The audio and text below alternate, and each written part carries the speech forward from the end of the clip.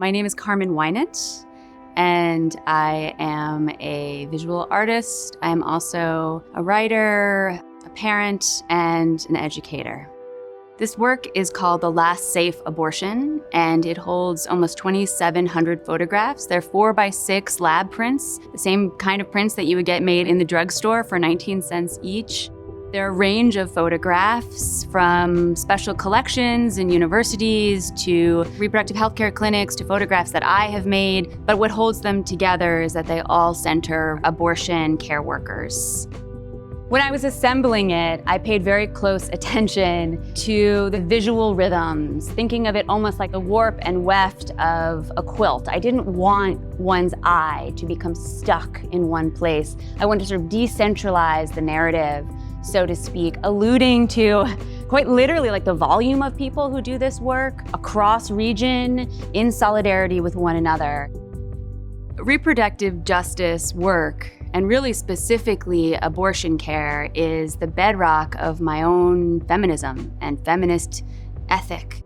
I live in Ohio, so for me it is not an abstract principle, but it's been difficult for me as an artist and human being to figure out how to transmute that into my artwork for years and years. And I started slowly collecting these photographs.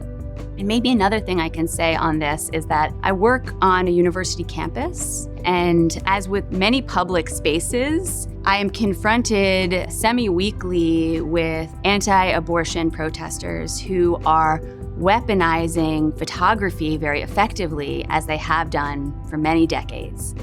And I crossed paths with them on my way to teach photography. And I started thinking about what is the space between, and why is not just visual representation, but photographic representation so historically absent from our movement? And from there, the questions started mounting, what does abortion care look like? What does care look like? And there's something, of course, so unphotographic about that, about a woman answering the phone, sterilizing medical equipment, changing, the dressing on a bed, washing medical gowns. And that's also what I loved about it. I loved it for all of its mundanity. There was a certain really valuable point in that about what it looked like on the inside.